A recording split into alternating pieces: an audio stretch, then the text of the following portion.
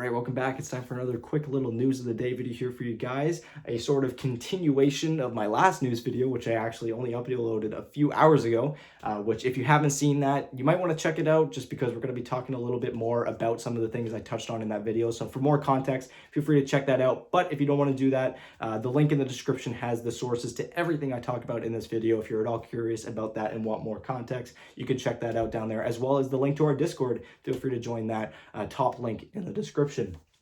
So getting into this news video, I'm going to be starting off with some of the lighter topics, and then we're going to get into the real meat and potatoes of this past week or so of just shit show going on in the TI11 talent and public scene. So first things first, Alliance parting ways with their roster. They have let go of every single member. Their roster is now completely blank. And I think that we could probably see this coming. This has felt like it's been a long time coming, and a lot of people have been joking that losing to Team Bald in the qualifiers was the last straw that broke the camel's back. But regardless, this has been a team that has been really struggling for more than just this season. It's felt like it's been for a very long time. Even when there were glimpses of hope where they were having quite a bit of success, it was very quickly turned around into a lot of consecutive losses and very unsustained success. So Alliance just wanting to blow things up, totally understandable. And for those players, I'm sure they'll be able to get picked up here and there, especially some of the bigger name players on the team. Nico Baby, I'd be very surprised to see where he ends up. That could be really interesting. And for Alliance, I wouldn't be surprised if we don't really hear anything regarding their roster until, let's say, November, when post TI11, teams start dismantling their rosters, players start moving places. So it's possible that we could have Alliance quiet for quite a while. And I'm really interested to see which direction they go in, whether or not they take an approach similar to TNC Predator in Southeast Asia, who had a very youth-centric idea to their roster. They wanted to invest in these players in the long run, maybe not looking for that short-term success, but looking to bring a team together that over time would accrue a lot of status, a lot of skill. It would be one of the best. Obviously, it didn't really work out for TNC Predator, but a team like OG did the same thing, and it has worked out quite well for them. Or are they going to just bring in a lot of big name players from a lot of big name teams now that their roster is completely open? We already know that they pay teams really, really well. The only downside is that, of course, they're going to be starting in the lower division heading into next season, which, again, big name players, if they get enough big name players, they could probably get back to that upper division with no problem. And next little bit of news here that I'm going to be talking about that's pretty light before we get into the rest of it, and that is that PSG.LGD has revealed their brand new player jerseys that they're going to be heading into TI11 with. It's a very simple, grayed out type of look, very slick, very nice, and if you want to see pictures of that, again, sources in the description down below. So let's get back into the drama regarding Valve, PGL, Russian talent, and Kyle's statement yesterday. And just in case you missed it, you don't want to check out my last video, I'll give you guys just a few cliff notes to go off of. So first of all, this all kind of, I wouldn't say started with, but it definitely climaxed with Kyle's statement that he posted yesterday, where he touched on numerous topics.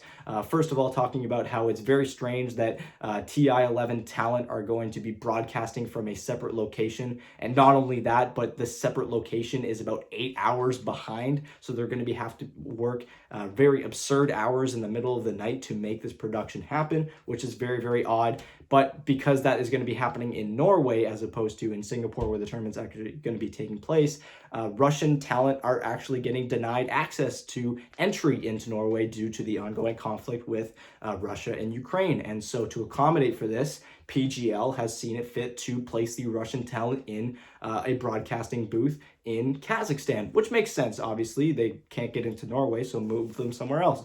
The only thing is that Kazakhstan has a much better time difference. It's still not great, but it's a better time difference than what everyone else is getting with, despite the fact that the Russians are the provokers of this war. So it seems a little weird that they're getting the better accommodations when they're the provokers of this whole shitty situation, which, again, if you're thinking right off the top of your head, well, they're just Russian citizens, they're just Russian talent, they're obviously not provoking the war, they're not the government, they're not the army. Well, yeah, that would be true if it weren't for the fact that a lot of this Russian talent that is going to be broadcasting for the Russian side of TI11 wasn't constantly putting out pro-war propaganda and posting pro-war symbols all over streams, all over Twitters. There's already been numerous Twitter accounts that have been deleted since people have started digging through their stuff.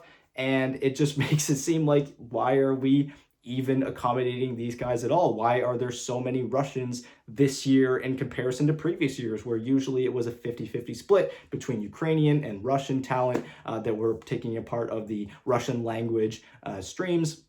And that is because PGL has sold the Russian broadcasting rights to a betting company owned by Russian oligarchs known as BetBoom, which is also a team that is attending this year's international. So BetBoom, a betting company owned by Russians, likely pro-war Russians, has handled the entire broadcasting thing, the entire Russian side of the broadcast, which is why we have such a higher proportion of Russian talent at this year's international, and they're posting pro-war propaganda, which is absolutely absurd. And then on top of that, just to put the cherry on top, with the new voice lines and new stickies, because you're no longer able to directly support talent that you want, anytime you're trying to support talent that you might be trying to help out, like maybe there's an English caster or a Spanish caster that you really like, you're hoping to get their voice line, there's no way to directly support those talent without also supporting those Russian talents that are posting pro-war propaganda as well. So you're just kind of stuck.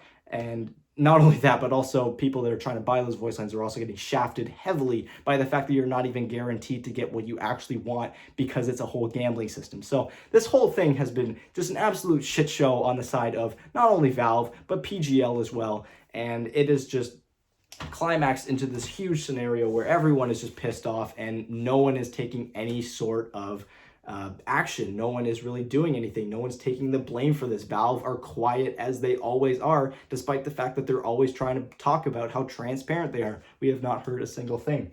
So again, that's the recap of what was going on yesterday. I'm just going to give you guys a brief little update on what's been going on. And again, that is that more Russian talent have been seen propagating this pro-war propaganda. I already talked about a bunch of Twitter accounts getting deleted now. You can check those out, link in the description down below, which is just absolutely disgusting. You really hate to see it.